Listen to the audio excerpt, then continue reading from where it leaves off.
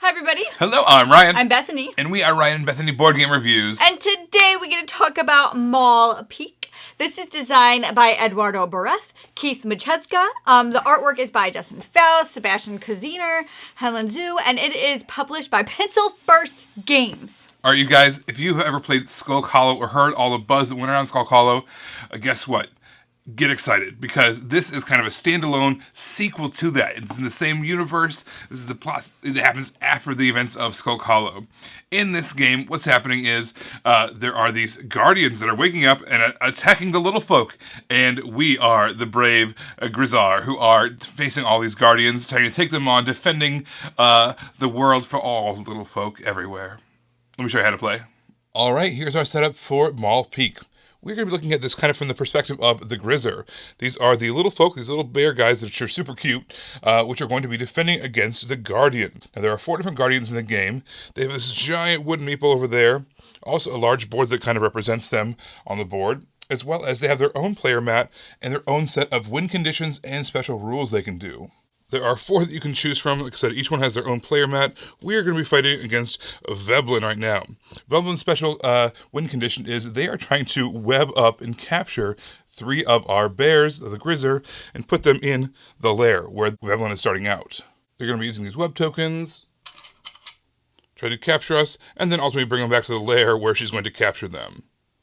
Every character in the game, the Grizzler as well as all the different Guardians, have their own kind of tuck boxes full of all the specific components that are specific to them. So we've got our deck here for Veblen, as well as a Veblen kind of summary card. What you're going to do with that is you're going to give it to your opponent. So whoever's playing the Grizzler would get this, and the Grizzler basically cheat sheet would go to whoever's playing the Guardian. There's a lot of asymmetry and a lot of different actions that can happen between different characters. And so having that little cheat sheet, having that little reference guide really helps to know what your opponent's options are on their turn, and that we can kind of strategize and figure out how you want to beat them. On your own player board, you're going to have some information here. So for instance, this tells you you have a hand limit of 5 cards. Also, you have to take 3 actions on your card. You can only hold 1 of the power cubes. And then here is another kind of larger description of what can happen on your turn. When you play cards from your hand, you're going to do whatever they say. So this one says this is a maneuver. This allows you to move exactly in that way, either up, down, left, or right, based off of the orientation of the board. Some cards will have 2 choices. This one says you can either bite or you can spin. This is the spinning of the webs, and this is kind of capturing people.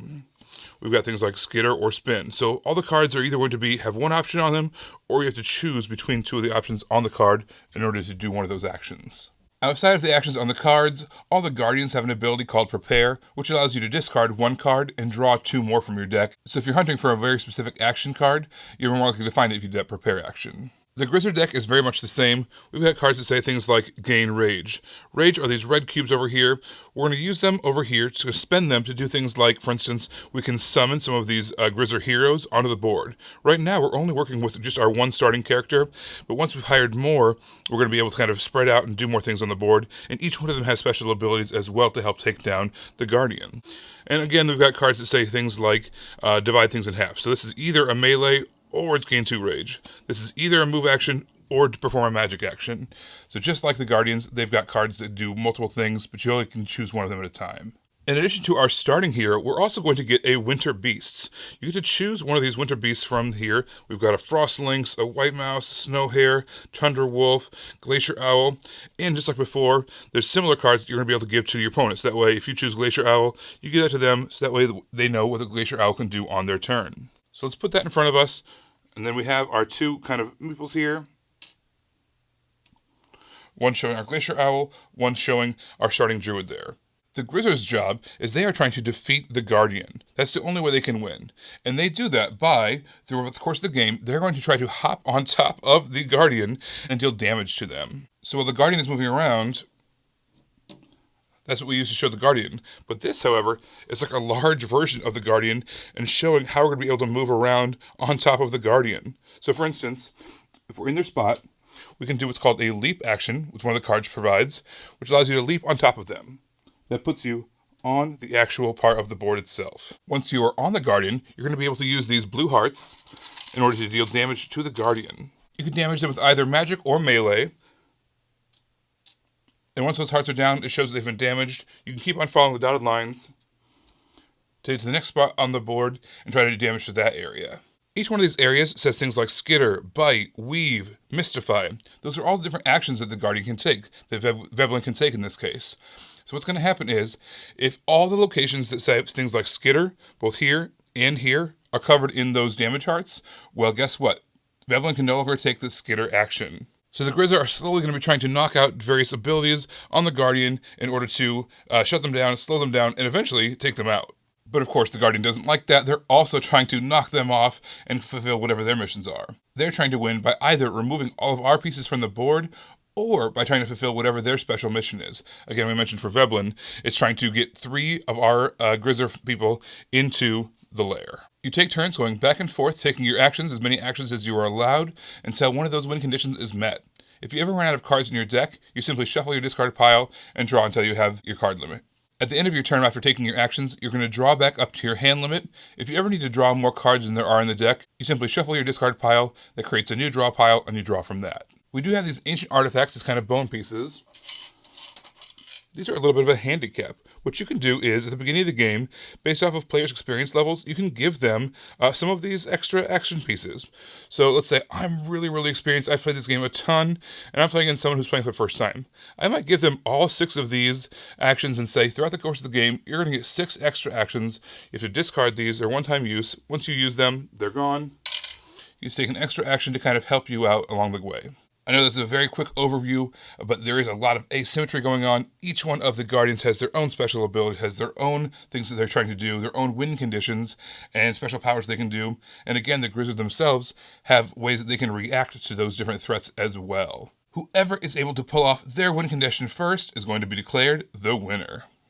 So this is a prototype, so there are things that are subject to change. But as it is right now, I loved the big chunky pieces.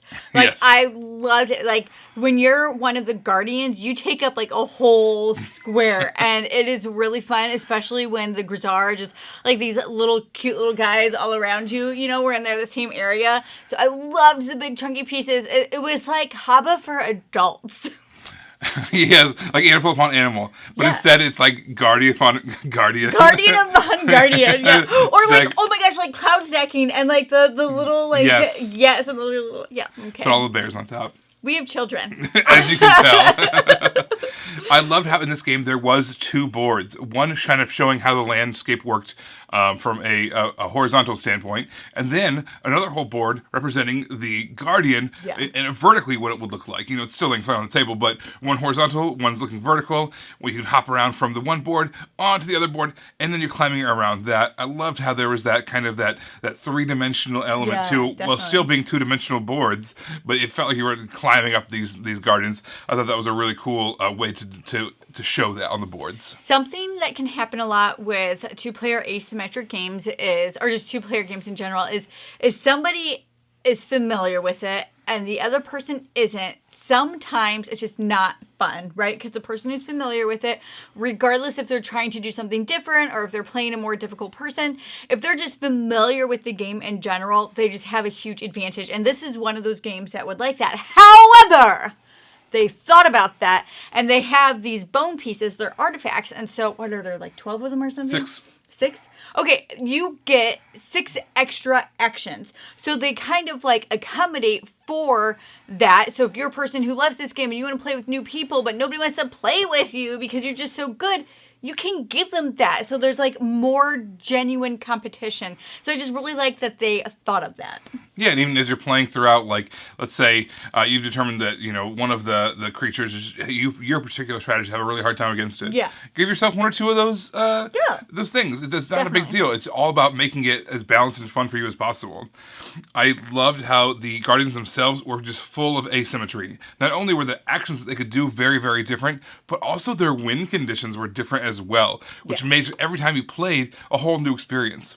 And the Grizzler themselves, they, you know, had the same deck every time, But based on which villains they were facing, they also had kind of additional things they could do. When they're climbing, they might be able to shut down certain abilities that they had, or change their tactic and strategies based off who they're facing. Yeah. So I love how there was asymmetry and symmetry, but it all felt very different each time you played, which I thought was really, really cool. There was also a really tiny thing that I thought was done really well. And so since there's asymmetry and you have different actions and your cards do different things, there's actually a player aid of the opposing character that you get to have. So if Ryan's playing the Grizzler and I'm not as familiar with them, I get a card that says all of their actions and what they're going to do, and vice versa. So regardless of what Guardian that I'm playing or Ryan's playing, we'll have a card that says all of the actions that I get to do, and the win condition as well. So it's not like we each have this, oh, I won, I did it. I mean, you know what it is because it's in front of you. And it's such a tiny little thing, right? It's just a card. But it was a brilliant idea, especially for a game like this. A lot of times companies will come out with a game, they'll have a game idea, and they'll pump it out there, and it's this, great thing, and everybody's happy. Other times... like, the end! There a lot more thought and care goes into the game that ends up in your hands. I felt like they did a fantastic job. Pencil First did a great job with Maul Peak. They made this game, and then they put it out there. We've actually been sitting on this for a little bit, playing it and testing it and all those things, and getting a chance to play it.